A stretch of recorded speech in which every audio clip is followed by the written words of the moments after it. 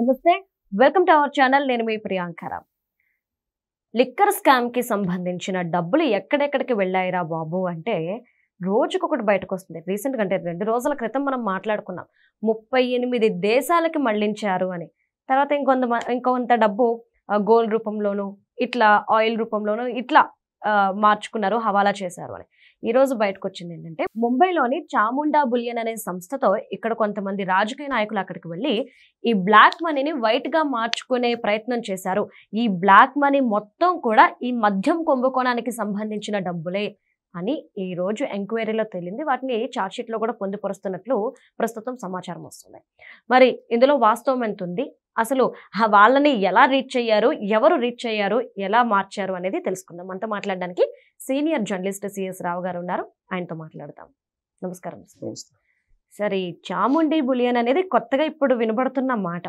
అంటే ఇక్కడికి వెళ్ళి ఇక్కడ నాయకులు బ్లాక్ మనీని వైట్ గా మార్చేశారు వాళ్ళ ద్వారా. అంటే అసలు ఇలాంటి కొత్త కంపెనీలు ఉన్నాయి, ఇలాంటి మనుషులు ఉన్నారు అని కూడా ఇప్పటివరకు ఎవరికి తెలియదు. వీళ్ళకి ఎలా తెలుస్తుంది? అసలు అక్కడికి వెళ్ళిన వాళ్ళు ఎవరు సార్? కరెక్ట్ గా ఆ పాయింట్ దగ్గరే ఆంధ్రప్రదేశ్ సంబంధించిన పెద్దలు ఎవరు అప్రోచ్ అయ్యారు అవును సార్ అనే దగ్గరే విచారణ ఆగిపోయింది. చెప్పట్లే ఎవరు, అక్కడ దాకా ఆగిపోయింది. ఎందుకు ఆగిపోయింది అని అంటే, రోణక్ కుమార్ అనే అతన్ని అరెస్ట్ చేశారు. అరెస్ట్ చేసిన తర్వాత విచారించిన తర్వాత ఆయన కోర్టులో సబ్మిట్ చేస్తే రిమాండ్కి పంపించారు. అయితే రోణక్ కుమార్ రిమాండ్ రిపోర్ట్లో పొందుపరిచినట్టు అంశాలు ఏంటంటే, చాముండా బులియన్, ఈ చాముండా బులియన్ ని అప్రోచ్ అయ్యారు ఆంధ్రప్రదేశ్లో ఉండేటువంటి కొంతమంది పెద్దలు. ఈ చాముండా బులియన్ ఓనర్ ఎవరంటే పూనం బాయ్. ఈ పూనం బాయ్ కుమారులు ఎవరంటే రోణక్ కుమార్, చేతన్. వీళ్ళిద్దరు రోణక్ కుమార్ అండ్ చేతన్. వీళ్ళిద్దరూ ఆంధ్రప్రదేశ్లో ఉండేటువంటి లిక్కర్ స్కామ్కి సంబంధించిన డబ్బుల్ని బ్లాక్ని వైట్గా మార్చేటువంటి కార్యక్రమానికి వీళ్ళిద్దరూ పూనుకున్నారు. వీళ్ళిద్దరి ద్వారానే జరిగింది అనేది రిమాండ్ రిపోర్ట్లో పొందుపరిచారు. ఎలా పొందుపరిచారు రిమాండ్ రిపోర్ట్లు అంటే, అంతకుముందు అనిల్ చోక్రా అనే అతన్ని అరెస్ట్ చేశారు. ముంబైకి సంబంధించినటువంటి అనిల్ చోక్రా ఇతను కూడా. సో అనిల్ చోక్రాని విచారించినప్పుడు అనిల్ చోక్రా ఏం చెప్పాడంటే, నాకేం తెలియదు, నేను రోణక్ కుమారు, చేతన్ ఏం చెప్తే అది చేశాను తప్పితే నాకేం తెలియదు. నేను ఆంధ్రప్రదేశ్కి సంబంధించిన లీడర్లు డబ్బులు ఇస్తారు, తీసుకురమ్మంటే నేను తీసుకొచ్చాను, ఇచ్చేవాడిని వాళ్ళకి, అంతకుమించి నాకేం తెలియదు అని అన్నాడు. ఆయన చెప్పినటువంటి రిపోర్ట్ దాని ప్రకారం రోణక్ కుమార్ని ఆంధ్రప్రదేశ్ పోలీసులు అరెస్ట్ చేశారు. రోణక్ కుమార్ ఏం చెప్పాడు విచారణలో, నేను మామూలుగా ఆంధ్రప్రదేశ్లో ఉండేటువంటి పెద్దలు అని చెప్పేవాడు మా అన్న చేతను, కానీ వాళ్ళు ఎవరు అనేది నాకు చెప్పలేదు, ఆంధ్రప్రదేశ్లో ఉండేటువంటి పెద్దలు అని మాత్రమే చెప్పాడు అని చెప్పి ఆయన్ని విచారించిన సందర్భంగా పోలీసులకి రోణక్ కుమార్ చెప్పాడు. ఇప్పుడు ఆ పెద్దలు ఎవరు అని అంటే చేతన్ రావాలి. రోణక్ ఏం చెప్తున్నాడు, మా అన్న చేతన్ చెప్పాడు ఆంధ్రప్రదేశ్ సంబంధించినటువంటి పెద్దల డబ్బులు ఇవి బ్లాక్ని వైట్గా మార్చాలి అని చెప్పాడు, అంతకుమించి నాకేం వివరాలు తెలియదు, ఆ పెద్దలు ఎవరు XYZ అనేది నాకు తెలియదు అని చెప్పి రోణక్ కుమార్ చెప్పాడు.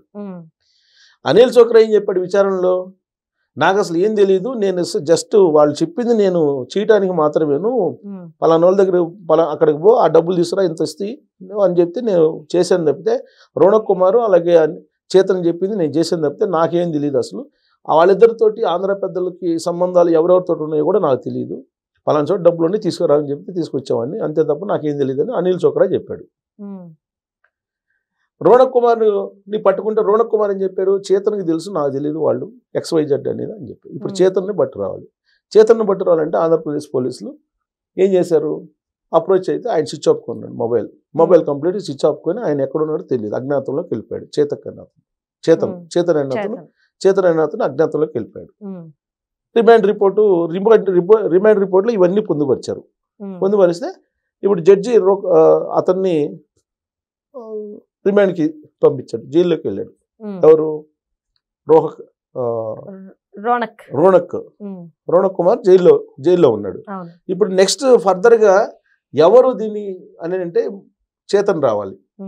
మరి చేతన్ ఏం చెప్తాడు, నాకేం తెలీదు, పూనంబాయి మా నాన్న పూనంబాయి ఏం చెప్తే అది చేశాను అంటాడేమో. పూనంబాయి ఎవరు, ముంబైలో అతిపెద్ద హవాలా బిజినెస్ చేశారు, ఒక బిజినెస్ వ్యాపారి పూనంబాయి అని అతను బులియన్, చాముండా బులియన్ అనేటువంటి దాన్ని నడుపుతున్నాడు.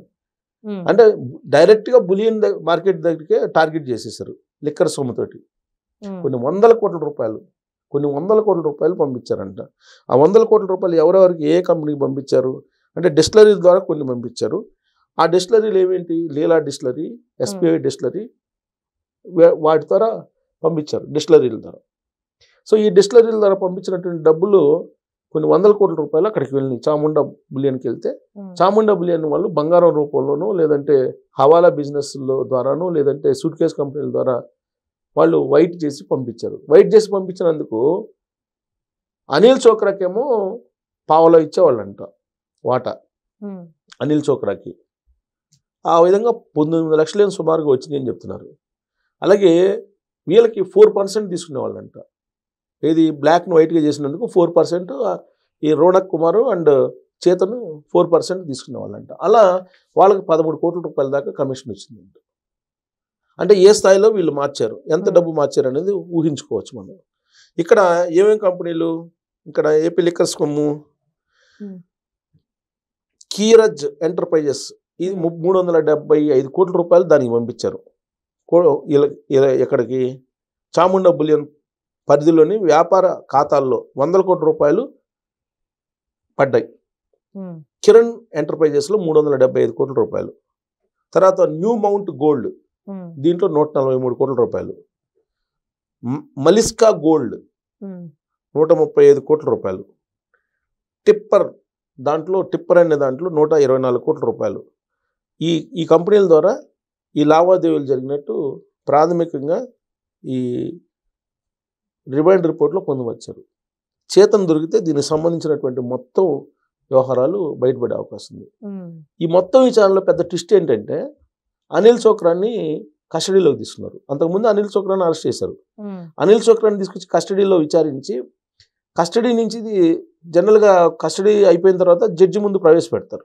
జడ్జి ముందు ప్రవేశపెట్టినప్పుడు ఆయన అనిల్ చోక్రా ఇచ్చిన పెద్ద ట్విస్ట్ ఏంటంటే నిన్నేమన్నా పోలీసులు ఇబ్బంది పెట్టారా, మీరు ఏమన్నా టార్చర్ చేశారని అంటే లేదు అలాంటిదేం చేయలేదు, ఇవి మామూలుగా విచారించారని చెప్తూ కాకపోతే నేను చెప్పినటువంటి పేరు ఒకటి ఉంది అది మెన్షన్ చేయట్లేదు, వాళ్ళు రాసుకోలేదు, వాళ్ళు నోట్ చేసుకోలేదు అని చెప్పారంట.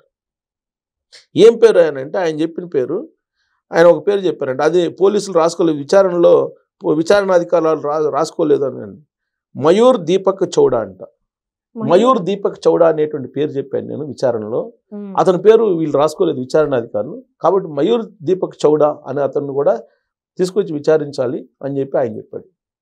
ఇది కొత్త ట్విస్ట్. ఈ మయూర్ దీపక్ చౌడాని తీసుకొస్తే కానీ మళ్ళీ ఇప్పుడు మనకి ఈ సీన్లోకి వచ్చింది ఎవరెవరు ఇప్పటి వరకు,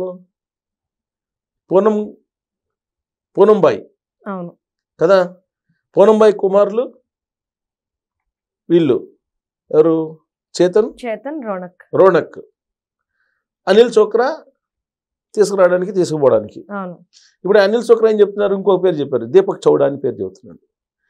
ఈ దీపక్ చౌడా ఎవరు, నేను దీపక్ చౌడా గురించి కూడా చెప్పాను, దీంట్లో మొత్తం దీపక్ చౌడా కీలక సూత్రధారి అని చెప్పి అతని పేరు మెన్షన్ చేయట్లేదు వీళ్ళు అని చెప్పేసి ఆయన ఒక ట్విస్ట్ ఇచ్చాడు. బహుశా ఈ ట్విస్ట్ ఎందుకు ఇచ్చుంటాడంటే జడ్జి దగ్గర ఈ దీపక్ చౌడా అనే అతనికి మయూర్ దీపక్ చౌడా అనే అతనికి ఢిల్లీ లాబింగ్ ఏదో ఉండి ఉంటుంది, అతని పేరు కూడా మెన్షన్ చేసి ఈ కేసు బలహీన పట్టవో లేదంటే ఈ కేసు విచారణ స్లో కావటమో అవుతుంది అనేటువంటి ఉద్దేశంతో బహుశా అతని పేరు ఇతను మెన్షన్ చేసి ఉండొచ్చు. కానీ విచారణ అధికారులు నోట్ చేసుకోలేదని చెప్పి జడ్జి కంప్లైంట్ చేశాడు ఈయన. ఇది పెద్ద ట్విస్ట్.